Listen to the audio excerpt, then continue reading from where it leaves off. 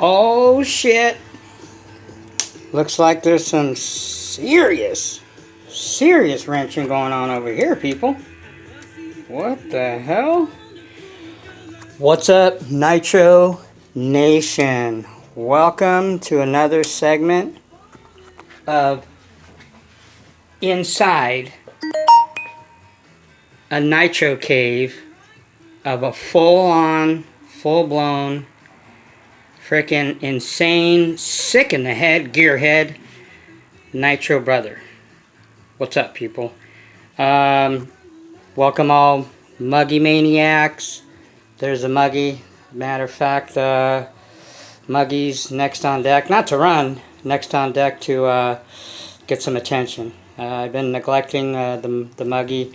And you know, I treat my Nitros, I don't know about you people, but this is how sick I am maybe. I treat my Nitro, all my platforms, Truggy, Muggies, Buggies, like kids. You know, you gotta give them equal love. Okay? Equal runtime, equal maintenance, equal upgrades, you know, just equal time, you know? I seen a video, RC Nerd, the guy, he's disappeared for a couple months, and all of a sudden he's reappeared and has some beef with some jam racer guy. I guess a guy that was talking shit on one of those forums, and the Nitro Nerd is not a guy that's going to back down from any kind of fight, especially if you're going to, you know, do the unforgivable, I guess you could say, is cross over the Nitro line and get in personal. You know, I mean, that's not what this is about. You know, if you want to run a drama queen freaking, you know, channel, and you're the guy that, you know, has a bunch of shelf bitches or shelf queens, whatever you want to call them, and, you know, likes to throw in your 2 cents and do all these videos of, you know, how to and this and that, but you never, ever, or rarely run your shit, then who really gives a fuck? Excuse my language, but who really cares? I sure don't. Now, sure, there's probably a crowd of knuckle tips out there that, you know, just want to get entertained. They're not looking to learn anything. They're not looking to grow in Nitro. They're not, probably not even in Nitro, a lot of them. Or just in for the moment until they can't figure out how to tune a motor or you know, to troubleshoot an issue with their vehicle, and they're, next thing you know, they're either out of it, or they're going to E-Word and they're getting themselves a Traxxas, which is even more headaches. But anyway, I don't want to get into that, get me started. You know, the Muggy Maniac rambles a lot. But anyway, the Nitro Nerd uploaded a video called, and I think there's like a couple parts to it. I think it's like he's still doing it, Shelf Queen. Okay, and to me, a shelf queen, you know, a shelf bitch is no different. Is a, you know, a vehicle that you build and it's all chromed out and it's all badass and everything, and you never run it. It just looks good. Who could? I don't care. I could care less about that. I mean, I'd rather be the guy that can make. You know, if you want, you know, I don't see any point in it except for, you know, if you just want to display it. But I mean, my shit, I display my shit, and I'm proud of my shit because my shit is not only looks badass, but it runs badass. It performs. You know, so talk is cheap. Bottom line, you know, I mean, I don't want to hear, you know, I personally don't want to care for anybody that all they do is flap their gums, but it never shows you any results, you know. There's guys that, you know, never, you know, they show you all this shit and teach you all this stuff, and they haven't even ran anything, you know, pertaining to whatever they're talking about in a year, like, or 6 months. Who cares, you know? I mean, like I said, unless you live, you know, on a boat in the middle of the water, or there's, you know, a monsoon every single day. I mean, even today I was going to run, and it was started to rain a little bit, and I was going to run, but the only thing about that is I don't care about the vehicle getting wet, because most of my shit's waterproofed and silicone so much that water wouldn't do anything. But you got to remember the radios too. If your radio gets wet, then you know, you screw up your radio. But anyway, so yeah, I like to give my platforms equal time. So the Muggy needs some attention. I haven't touched the Muggy in a while, in a few weeks. So I'm just waiting for a servo that went bad on it. High tech. I don't. It was the last. I think I got one more other high tech left. As soon as I don't run high techs anymore, FYI, because I had an issue with one of their servos, They gave me a bunch of runaround bullshit. So I was like, you know what? Your customer service and the way you guys take care of people sucks, so I'm done. So I no longer run. I will no longer buy. I have, like I said, that one just went out. Go figure. And another one, still running though, a decent one that I actually use in the throttle of my Mugen.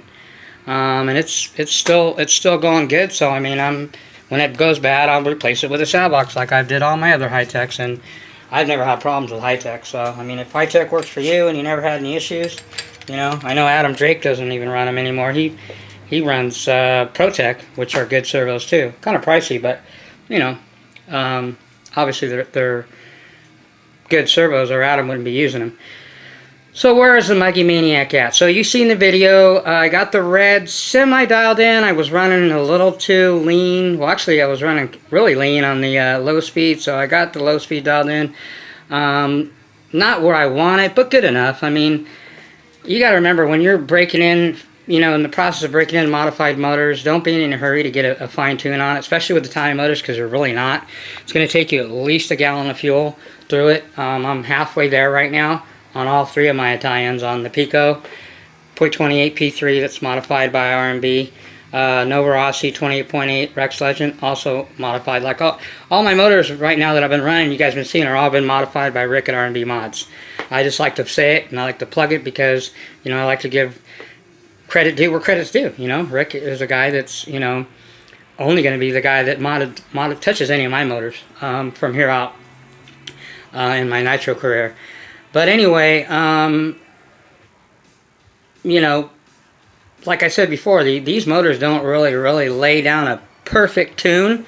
I mean, you can get them pretty dialed in, but they're not going to really be fully, you know, perfectly tuned where they stay in tune and they're broken in and they're at their peak and running consistent all the time until about 2 gallons.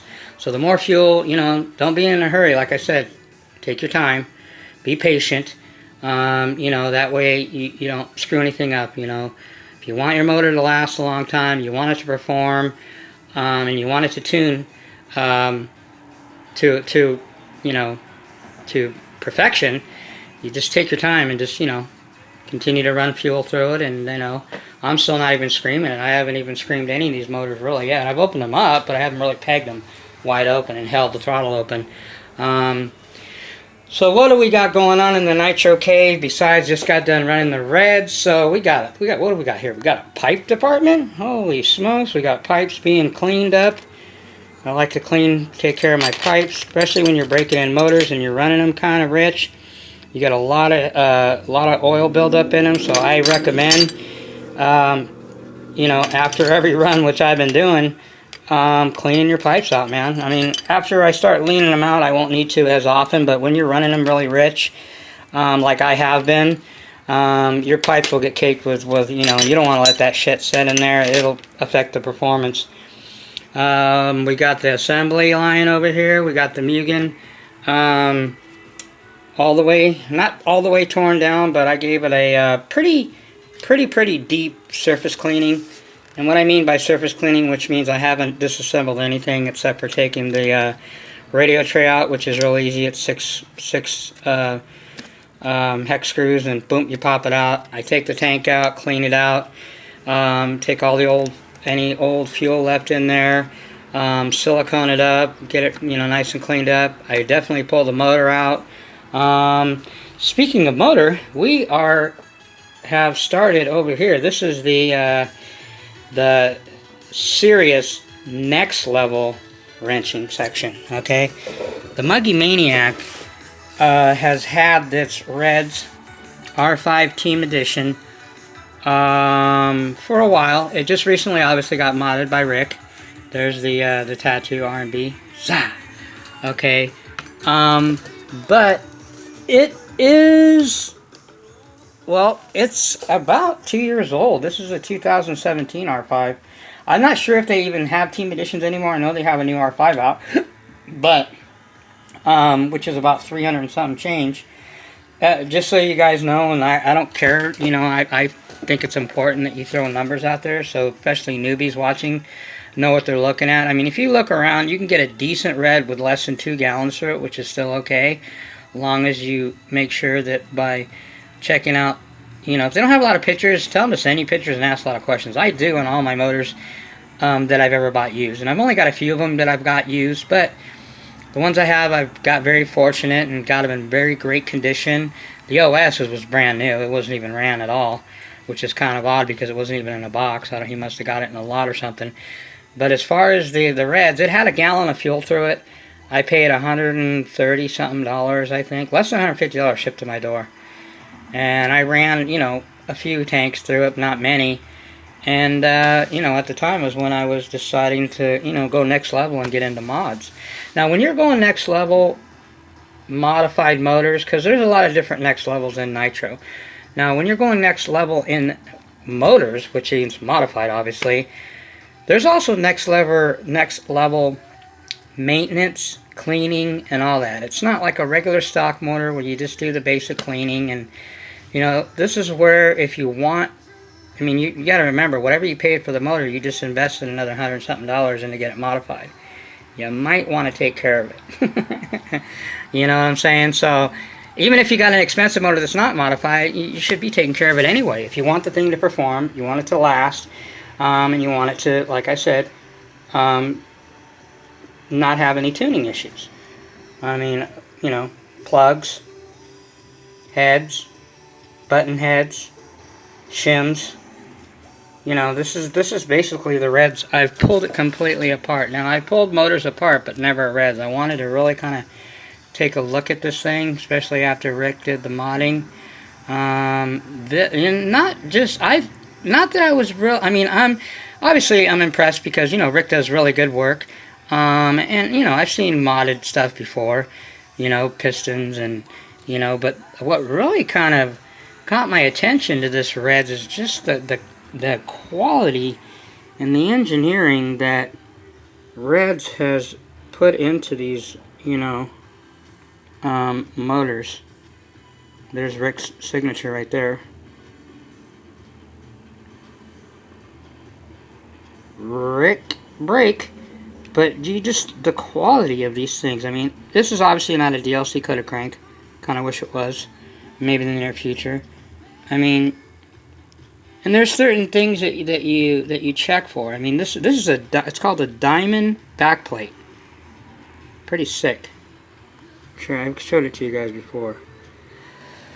So anyway, after this thing has got, and you know, even though it has modded recently, like I said, it's got about 2 gallons of fuel through it. So I don't know exactly the set time, but some guys, you know, especially guys that race, they pull their motors apart after racing, because I mean, you're racing 45-minute races or 40-minute races. That thing's screaming at high R's. I mean, so. But anyway, certain things you check for. One big thing that I learned that you want to check for, and let me see if I can show you this. If you look, well, not on the sleeve. The sleeve shouldn't really have any. Where's the front port? Okay, where this little notch is right there, that's so you know where it goes. That's the rear port. That's why there's a notch in the top of the motor. That notch and this notch need to line up. So anyway, if you look at the back port, the color, this is what I've learned, and I've learned from, you know, I mean, everybody has different techniques of, you know, different things, and there's no, I mean, there's wrong and right, but there's no certain way. I mean, there's like usually a common thread, but I try to go to guys that run the motor that I'm, you know, taking apart, or the motor that I'm running, or the motor that, you know, there's a general tuning and general, you know, all that stuff, but when it comes to like disassembling the motor, all motors are different. They're not all the same. Taking apart a Reds and you know, I mean, it's the same, you know, back plate, sleeve, rod, piston, crank, all that, but you know, I mean, there's certain things that you want to look for on some motors that other motors might differ, you know. Yeah, this is a really, I mean, but I'm looking at the wear on it. One thing that I do know, if you look at that little gray area at the top, that's about right. It's about where you want it. I'm not sure, I forgot the millimeters. If it's any more than that, then you're running too lean. If it's any thinner than that gray line right there, you're running too rich. I believe that's how it goes. One or the other. Something like that. But anyway, that's about... So if you look at that, that's about how it should look in a Reds motor. You know, the carburetor, I'm going to take it off too. I'm just, you know, I looked down in here. You know, when I took this off, obviously, and nothing that Rick has done, but because this motor is, you know, had 2 gallons of fuel to it, the original owner, there was some rust starting to build up from whatever fuel. The reason you build up rust on your cranks and in your motor is because you're using shitty fuel. If you're using shitty fuel, you'll get rust buildup like that periodically because of the lack of lubricants and certain ingredients in water, basically. It's just not good fuel. Good fuel, you won't have any rust. You shouldn't. Okay? Shitty fuel, you will. Now look at this button head, man. This is what always got me, man, because I've taken this motor apart before, but not since it's been modded. That's a freaking sick button head, man. It's like a donut, man. It's like the size of a freaking tire. Like I said, I mean, well-machined aluminum. Reds, they spared no expense. Now, this motor, I'm going to kind of shims. I got to measure them. These are all different size shims. I want to lift the motor a little bit above. Like I said, when you put more shims, which means thicker shim, you're putting more space between the top of your glow plug. They call this part in here, this is where your glow plug is in the inside of the motor. This is where you screw it into, and this is what actually was where the pistons underneath this. It's called the fire chamber. I didn't know that. Rick told me. Rick's like, yeah, it's called the fire chamber. But anyway, when you put more space in between your plug and the top of your piston, you're lessening the compression, but you're getting a little bit more fuel mileage and a little bit more top end. Now, when you put it closer, you're getting more compression. You're tightening your compression, and you're getting a little bit more bottom and less top end. But at the same time, you are going to run a little bit hotter, obviously, because the fire from the plug is closer to the top of the piston. Makes sense. That's the way that I was explained to by, you know, guys like Rick and Adam Drake, and I've been watching a lot of Elliot Boots's, I forgot his name, his tuner, you know, because he runs Reds motors, so he's an old school guy too. I really like watching him. He's got that freaking cool British accent too. Oh, when you take a look at the piston, you know, I think he might be Scottish. You want to make sure there's not too much wear on the top. Or you might have to clean that little bugger. But I like his accent.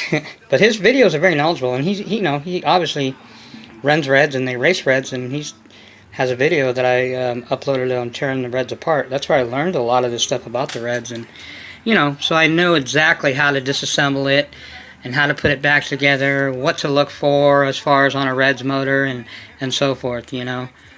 He says these diamond back plates are a lot better than normal back plates just because of the way they're made, and you're not going to get any, you know, scratches or scuffing or any kind of rubbing or whatever. Check your bearings. What he said is you just roll your finger around in there. My bearings are fine, nice and smooth still. And I just added some 3-in-1 in there, same with the front bearing. You know, and other than that, I mean, everything's pretty fresh. I'm going to 3-in-1 it some more and then put it back together. And I'm going to probably find the smallest shim I got, and I'm going to shim the motor a little bit. Probably, yeah, I'd say around point whatever. I don't even know what the shims are. I would have to measure it.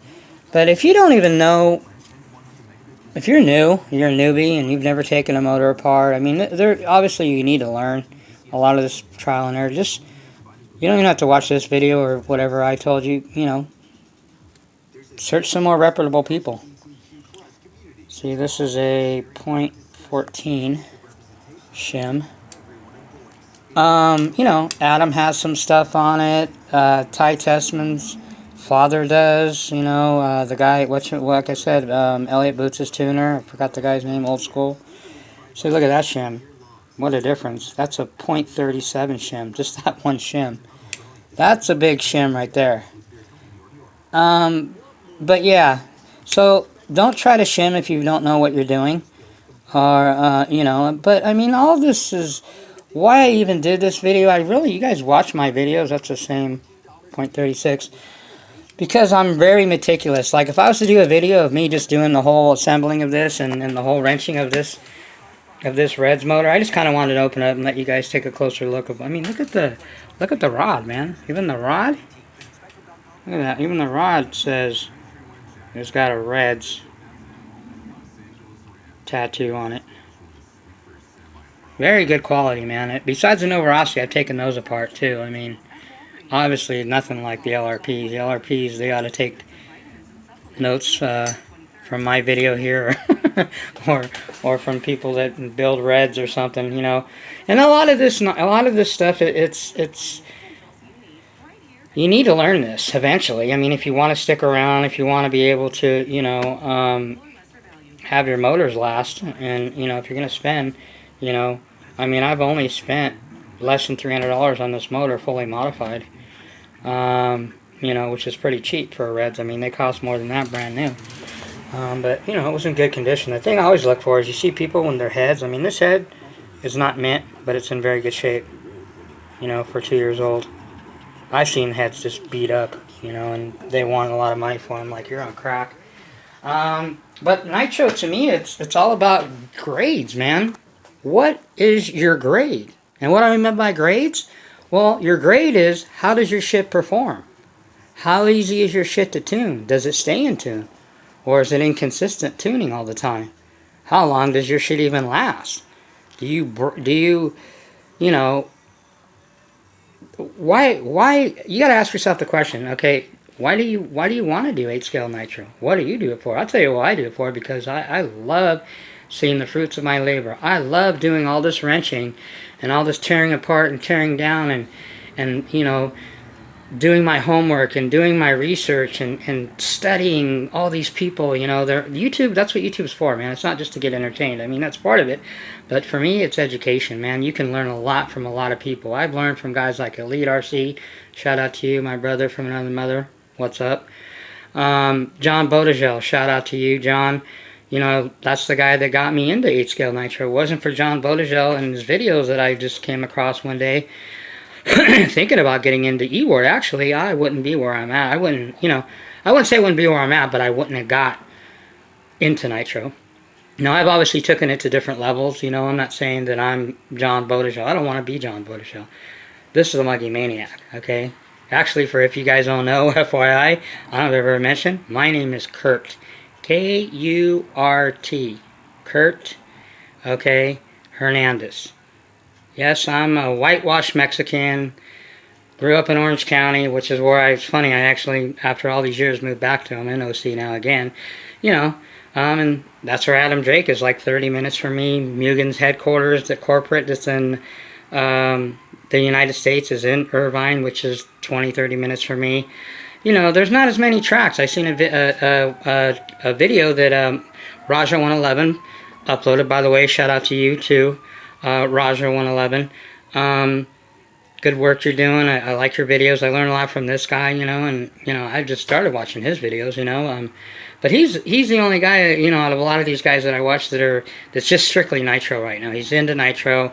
Not that I didn't learn anything from John, and I didn't learn anything from Elite, but these guys that are really involved with 5th scale, they're not really guys that I go to a lot, even though there is older videos that they have that I learn. Like John, I can always go to his older videos. But as far as trying to keep up current and what's going, you know, I'm on Adam Drake all the time because that guy uploads videos like every week.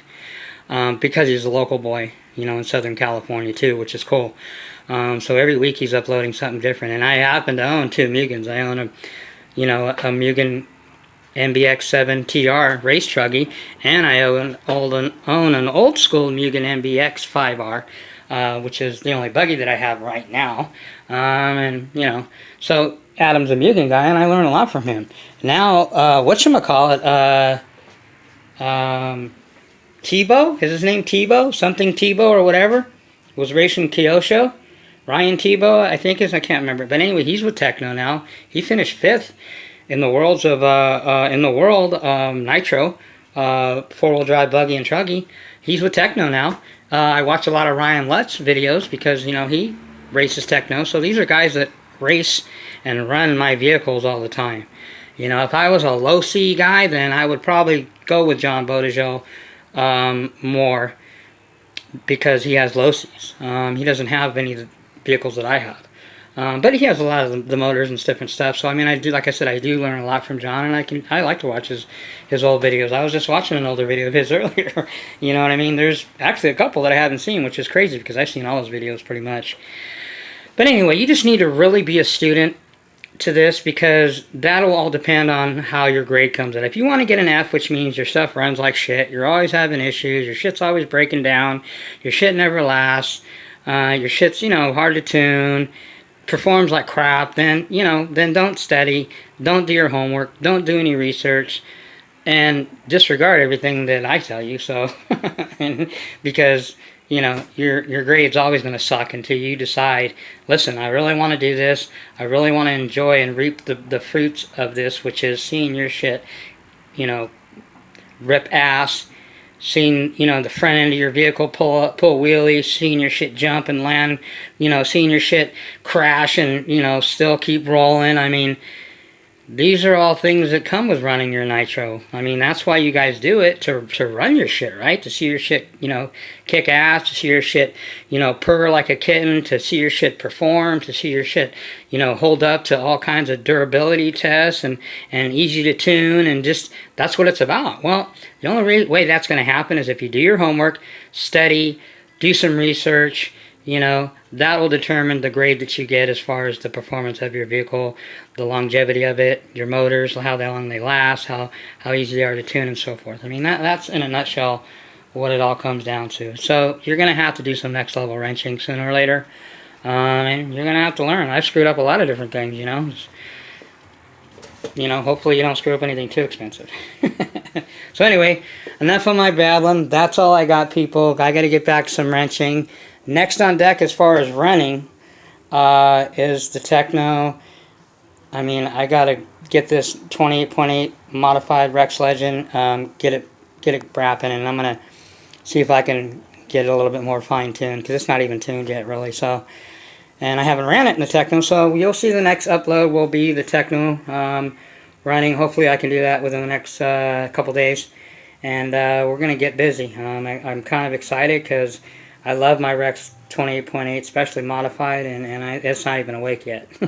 I'm just getting started with this thing, and this thing is going to like get stronger and stronger every time I run it, I already know. So anyway, and then the next after that, we'll run the Pico again. So like I said, I'm going to continue to go through the cycle. You know, Reds,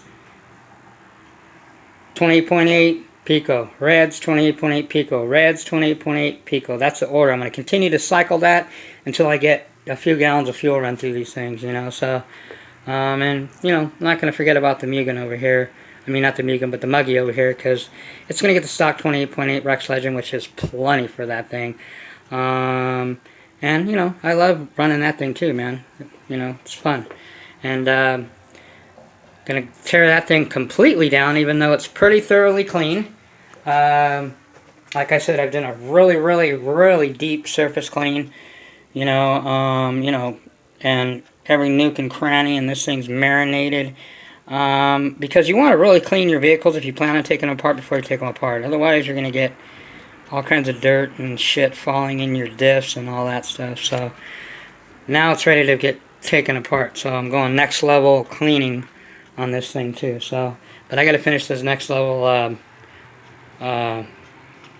motor maintenance here. So, anyway, that's all I got, people. Muggy Maniacs out. Peace. Catch you guys later.